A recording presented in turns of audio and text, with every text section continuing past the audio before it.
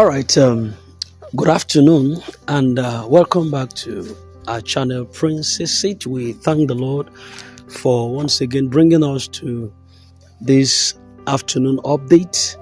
Today, the 16th of November 2025, I had to come out to just walk around and being able to kind of refresh myself and be able to give this update. If I stay in one place, my voice will become more cozy than it is now. So I think let me just ease out so that we can be on the same page. All right. Well, having said that now, we have entered into a very important week, and maybe the most defining week that we have been waiting for in this entire grand journey. And this is the week that a lot of people believe that everything that we were promised would finally begin to show results. And for months, we have followed updates. We have listened to voices. We have endured a lot of delays and kept our hopes alive. But I think this particular week, our hopes seems to be different. This week carried the kind of seriousness and calm confidence that was not there before. And one particular major sign, a country of particular concern, but one particular major sign is Madam Ngozi Israel. After her last voice note, she never came out to deny anything. She did not withdraw her statements. She did not change her position. She did not argue against the message. Even more surprising, she did not say anything concerning Reverend Moses' 1 week ultimatum, that benevolence that was given. Normally if something was wrong or really misleading, she would have quickly responded. She would have corrected it. She would have cleared the air. But this time, the silence is unusual and very telling. It's so very telling. When she came out, she said, well, I'm not giving update. I just want to encourage you. She shared some scriptures and talked about one or two things concerning the end time, which, if you permit me, I can delve more seriously into this topic on the end time and the messages and those scriptures that were given.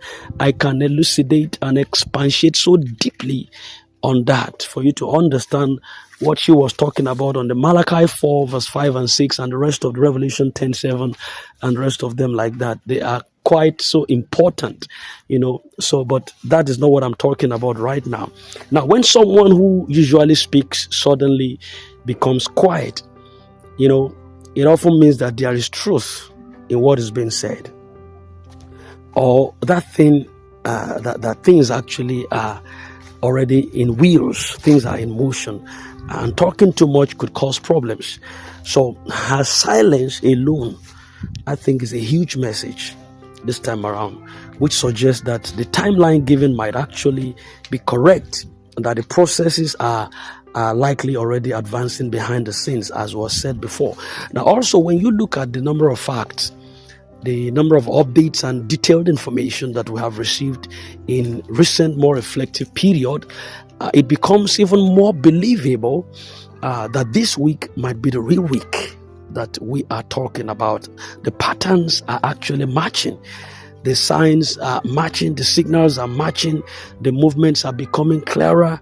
It's not like before when updates were so vague and so confusing. This time around, the information is more structured and more consistent across different platforms. Some people have been asking about UAAG also, and why they are not saying anything regarding the ultimatum. Now, a lot of people expected that they would release a statement to either confirm or deny this timeline.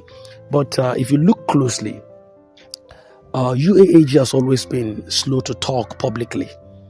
Yes, they prefer to act just behind the scenes rather than engage in social media talks and pressures and what have you. Their silence sometimes shouldn't be misinterpreted as inactivity. Sometimes the people who talk the least are even the ones doing the most in the background. Sometimes it happens like that, not in all majority of cases, but sometimes it happens like that. And for a long time, I personally did not want to contact my own intel. It was a deliberate attempt. I did not want to. I did it on purpose. I wanted to observe things as they were unfolding without being influenced by anybody's private information. I wanted to see what the natural update would look like. But today, after listening, watching everything so carefully, I finally placed a call across to him. I mean, my own personal intel. And what he told me is part of why I am even more confident right now. We are still in grand ecosystem anyways, but what he told me in all confidence, according to him, there is a good news. Very good news. In fact, very good news. He said that this week, the World Bank is expected to release the final code that we allow the funds to be accessed. That is not even the government that is holding these funds, that it's the World Bank. That is the World Bank. But the pressure is so much on them this time around, and they might want to really get all that they needed to get, all the money they needed to get within this 1 week, and do whatever hanky-panky game just to ensure that the money is released, and the pressure is on them. So, and this release of the code is the key that is going to open the final door to the access. So without this code, nothing can move. And with the code, everything can actually begin. So hearing this from someone who had also spoken in time, seems to be a very strong confirmation that things are indeed reaching the final stage of our expectations. He also mentioned something a lot of people have been curious about, which is the UAAG. He said they too are on course to deliver, and the UAG is also on course, that there's a serious green light. In fact, all of those names you've been hearing, including Theobald, including Supreme, including Centrita, including UAAG, all of them are brewing to deliver this week according to that source. And this means a lot to us. When you see several sources pointing in the same direction, it is usually a sign that the destination is really real. So he made another important statement, which I wouldn't want to just talk about here or classify it, but let's just leave it at that. But I just understand that people are wicked, very, very wicked people all over the place. Dangerous people, black people with black blood, black people with black life, black people with black thoughts and confidence. And that's what we have in this country, especially this nation. We have them all over the place. And these are individuals that are trying so very much to frustrate every move. They delay the process, they manipulate the situation for their selfish gain, selfish reasons. But in spite all of their efforts, the good news is that the process has still advanced to this point, and they could not stop it. They wanted to, if they have their way, they wanted to stop it even this week. Yes, but they couldn't. They could not change this final outcome. Everything is now pointing to one truth, that this week carries something very significant. The atmosphere is changing right before us. The tone of messages are changing. Even the people who used to speak recklessly, they're now becoming more careful because they know that we are close to the end. And also, I want to really appreciate Reverend Moses from Abuja. You are a hero. Reverend Moses from Abuja, you are a hero. The Solutionist, Chief Admin and the Bright, what's the name again? Elder Val, all of them, they are all teaming together in the same perspective to ensure that they put fire in the bomb of those ones that are trying to play this hanky-panky game over the years. This time around is not business as usual. It's not. So, for everyone who has been praying, who have been waiting and enduring this emotional stress, this, I think, is the moment to continue in faith. Your prayers have not been wasted after all. Your patience have not been in vain. And if there was ever a week where we actually need to stay so calm and stay hopeful and stay so spiritually alert, I think it is this week. The week we need to really stay confident, stay calm, stay expectant. It is this very week. Let us keep our prayers steady, because everything seems to be intact. Nothing has scattered. Nothing has been cancelled, and nothing has been abandoned. The major stakeholders are calm, and even the warnings and the ultimatums have not been contested up till now. So all signs indicate that we're on track. So let us prepare ourselves, prepare mentally, prepare emotionally. Let us expect good news in all directions. Let us believe that our lives are just about to change. Because from all the information available currently, from silence to confirmations to behind the scenes intel, it appears that this week may indeed be the week where our status is finally changes course. And I want you to hold on, stay on course, stay hopeful, stay prayerful. All is well, and by God's grace, this very week will speak positively for every one of us. We are going to celebrate in grand style. Your garment is due for changing. It's old. That garment is old, and so you will change it. I will change mine. We will meet at the celebration gala floor, and we will celebrate. Then you will know if we had followed on to know the Lord. I like that scripture that says, then we will know if you had followed on to know the Lord. And also then we will know if we had been here expecting all along and waiting on God for the perfection of what He has promised us.